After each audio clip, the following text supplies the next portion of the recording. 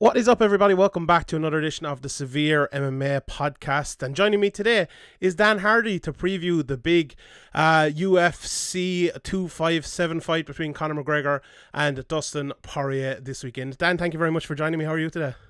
No worries, mate. I'm very good. How are you? I'm not too bad. No, I'm not too bad. The first thing I want to get into, I want to talk about kind of the intricacies of the fight, because I think it's the thing that you're the best at and that we don't actually see that much of in MMA today, and which I kind of personally love as obviously an outsider looking in at these world class fighters. To me, the one thing in this fight that maybe hasn't been spoken of enough is the fact it's a southpaw versus southpaw matchup. Well, we know the game of McGregor, which is kind of an attacking counter fighter, if you want to put it that way. And we know the game of Poirier, which we might get into again in a second, which is kind of, I actually think he's adjusted to be a little bit more like McGregor, but we can get into that. But for you, first of all, with McGregor versus Poirier, the intricacies of that southpaw versus southpaw, what is the difference between that, say, McGregor fighting an Eddie Alvarez or Poirier fighting an Eddie Alvarez or something like that, an orthodox fighter? Is that a big thing immediately for both of these guys? Yeah, I think there are a couple of main differences. The first one is that McGregor's, McGregor's slip counter is very different in this fight to how it was in the Alvarez fight and the Butchinger fight, etc. Because obviously he's dealing with someone that's got the same lead leg forward. So if he's slipping a punch, if he's slipping the jab, he's slipping towards the danger hand of Poirier. It's not the same as like in the Eddie Alvarez fight, he slipped the right hand, and it was a very safe thing to do because once that shot's been thrown, there's nothing that follows it. Whereas in this circumstance, he's got to be very cautious he's not slipping onto the second punch that's being thrown by Poirier. The other thing as well, and this is much more of a key for Poirier, I would say. I feel like most people don't throw low kicks against McGregor because it leaves their head on the center line. Because especially the calf kick, for example, like if I'm an orthodox fighter and I'm fighting a southpaw, my option to kick that lead leg is much more dangerous for me because I've either got to step into it or I've got to step across, but I'm still moving into the direction of their power punch. On the flip side, because they're both southpaw, Poirier can hammer that calf kick as much as he wants, and he can turn on the spot and get his head off the center line. So it makes that kick far more available for Poirier. And the other thing, this goes back to their other fight. Most fighters circle away from the left hand of McGregor. Now, if you're a southpaw v southpaw, that's an obvious thing to do. You always move away from the power hand. In the first fight, Poirier was actually doing the right thing for McGregor. He was actually moving towards the right hand because it seems to stifle the range a little bit, and it seems to make McGregor give a bit of space in order to create the distance to land the left.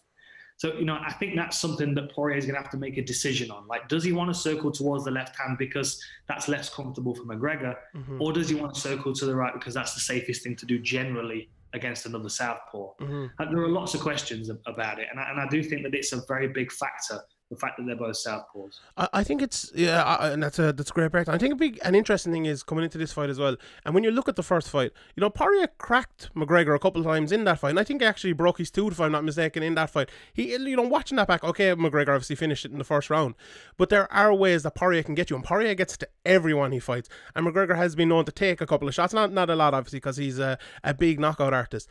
But one thing I wanted to ask, and I don't wanted to get into maybe totally Poirier here, but to me, watching Poirier fights, I think there's an extra confidence with him at 155 because his chin can take shots better at 155 than they did at 145.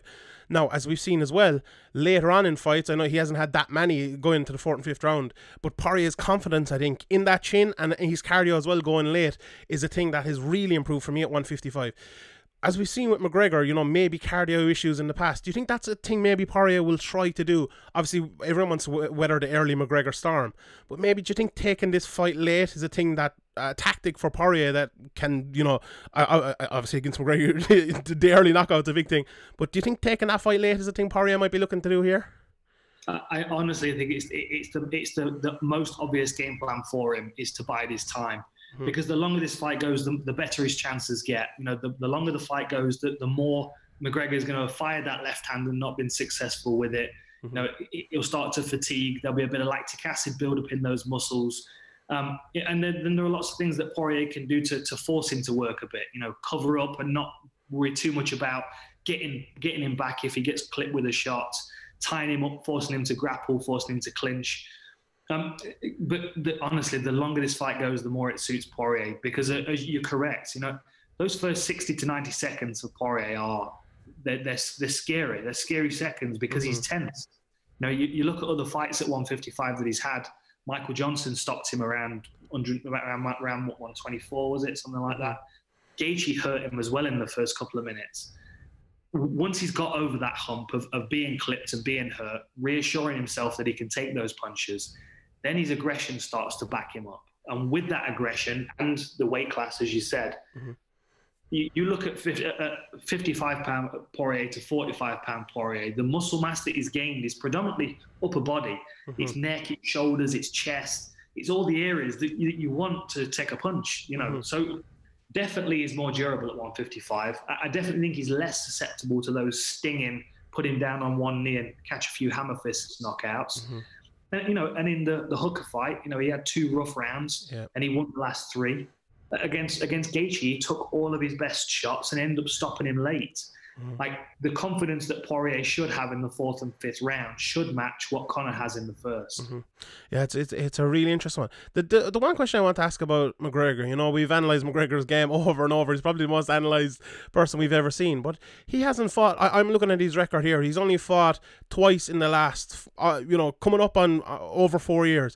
Obviously, the Khabib fight, which we didn't see much of him in offensively, apart from the 3rd round, which he was kind of tired in, and 40 seconds against Cerrone. There's this thing came out a couple of months ago about John Kavanagh saying that Conor McGregor has improved more than Poirier has, and we've just spoken a lot about Poirier's improvements. Is that possible? Do you think, is it, you're someone who's obviously been unable to fight it over the last while, but have still been in the gym and still improving and things. Is it the same? Can you improve as much not being in the cage, not having that cage time as much? And I know obviously he had the Floyd Mayweather bout as well, but is it possible for him to have improved as much as Poirier has in that time? Yeah, honestly, I think it is. I really think it is. I mean, like the thing is with McGregor, he's a student, and even back in the day when he was still chasing the money and the fame, like he was a consummate student. Like, he wanted to learn all the time. He was always trying to better elements of his game. I think everybody always underestimates his ground game. You can't discount someone's ground game because they got taken down by Khabib. And I think what we saw against Max Holloway, his guard pass against Dennis Siver, although maybe they're not the most formidable fighters on the ground, the technical ability that he showed certainly paints me a picture that he knows exactly all. We didn't see it in the Cowboy fight. As you said, we didn't see it offensively in the Khabib fight. But if you're working on your takedown defense all day, every day, in order to prepare for that, you're going to get better offensively anyway. Yeah. And the thing is, for me, obviously I've been out for a few years now. I've definitely improved. And the reason I've improved is because I've been out, because I've been sitting back and watching, I've been studying. I've removed myself from the equation so I can learn from other people much easier. And Conor's got, a great team of people around him. He's got all the money in the world to bring in whatever he needs. And I think what we're seeing is motivation to compete that's not driven by finance. Like, he doesn't need any money anymore.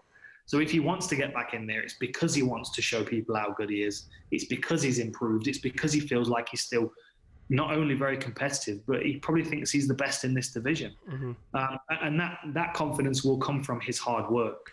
Yeah. And honestly, I say this to my young fighters all the time. Like, you don't need war in the gym to improve. You need someone that you trust, that you can work with, that you can play with, try things. That's what he had in Artem Lobov all of those years. Yeah. So much of McGregor's skill and ability is from those safe play rounds that he had with Artem, with someone that he trusted. And everybody he's bringing in now is a trusted individual. He's not stepping into he's not stepping into American top team and going through 6 guys that are all trying to kill him. Different environment for him. Yeah, hundreds. I've 2 more things to ask you, Dan. Thanks very much for your time. I really appreciate it. The coming into the Cowboy fight, there was a lot of talk about how McGregor wasn't smack talking. There was no smack talk, and obviously, we've a few days to go yet, so maybe it'll start for this one. But the fact that there really hasn't been that much smack talk, he's been respectful up until this point anyway. Plus, we won't have that big. I know there's going to be a crowd there, so it's not going to be empty. But we're not going to have that big Irish crowd there. Do you think that plays a factor? I'm someone who looks at that from the outside, and I find it very hard to understand how those sort of mind games or those sort of things play a factor. But it's undeniable, I think, in the first Poirier fight that they played a factor. You know, we all have seen that embedded clip of McGregor laughing at the phone when Poirier is getting really mad at him. But you think coming into this fight that will be a factor, the fact that Poirier doesn't have McGregor gnawing at him for 6 months, and he doesn't have this big Irish crowd that's going to be shouting at him, you know, as he's trying to fight. Is that, do you think that's going to be a big thing in this fight? I still think the psychological game for McGregor is going to be a strong one. You know, there are some people in the world that they just look at you and smile, and you want to smack them in the face. Yeah, I know those people. Yeah. I think you know, I think if you're facing McGregor and he's so confident he's going to beat you, especially if you've been training so hard and you're a skilled martial artist, like your first thought is like, how dare you disrespect me like that? And if someone's going to be responsive to that, it's Poirier, and I don't think it takes much to get him over that line. I mean, he gets to that stage without any trash talk with other fighters, with someone that's already got a win over him, with someone that's got one of the most maniacal grins in the division. Like, I think that's going to trigger him very, very quickly. And the thing, going back to the Cowboy one, the reason I don't think he used any psychological warfare in that one is because it's horses for courses, man. Like, Cowboy does that to himself. I think what was even more disconcerting from Cowboy is that, like, I'll give you an example. Like, with Marcus Davis, I was inside his head because I knew it would work. My next fight was against Mike Swick. He was expecting me to trash talk him because of the Marcus Davis fight. And when I didn't, it made him uncomfortable. And I think that's what McGregor was doing with Cowboy. I think he knows that Cowboy can like unpick himself psychologically without McGregor having to do anything. And the fact that he consciously didn't made Cowboy even more uneasy. I think McGregor feels like he's got Poirier's mentality in the palm of his hand. And at the first look next week when the fights come together, I think that's going to be just enough to get Poirier slightly over the line, a bit vulnerable. It's interesting. That I know I've gone over time, but I have to ask you this question, because if I didn't have to ask you, people would kill me. I've gone mad about judging in the last while. I've talked to Ben Cartledge, the judge. I'm sure you know him, and we've listened to Mark Goddard and different people talking at times. And I'm sure you're one of those people, and John Gooden with you, whenever you're commentating, I love listening to it, because there is this love for judging and an obvious, you know, interaction with the criteria. As someone who obviously commentates on fights but listens to fights as well and hears people talking about judging on fights, do you get as frustrated as I do, as someone who's obviously read the criteria? And is that a big thing that you have concentrated on over the last couple of years, to understand this criteria and to understand judging a little bit more than other people? Yeah, absolutely. I mean, you know, when I first started doing this job, the first thing I did was I went on Mark Goddard's refereeing and judging course, which I would recommend for anybody, even just a fan of the sport. But also, you know, the scoring criteria is very important for me to understand what I'm watching, because I need to know how the judges are viewing these fights, and that also would influence some people's game plans. And, you know, you mentioned Ben Cartledge. I would also throw David Leatherby in there as well, as another, you know, very, very good mind in the game. That they've taken the old scoring criteria as it was, and they applied it very well. Now the new scoring criteria has arrived. People are still not quite understanding the changes and the differences, but the judges are applying them very well, particularly the British judges, as we've mentioned. 100%. I think it's important for people to understand what they're watching, and I also think it's important for the commentators, as we are, to be able to relay that to the fans. That could definitely have been a 10-8 round for these reasons. You know what I mean? Like, and you know, I like the fact that they're giving more 10-8 rounds now. I think fighters can have more impactful rounds without doing as much. And it's not about stealing rounds with takedowns anymore, which used to drive me mental. Oh God, it's the worst. It's the worst. Dan, I really appreciate your time. Thank you very much. Hope you have a good time out there, and hope you enjoy the fights at the weekend. Thanks very much. Okay, Sean. Speak to you soon.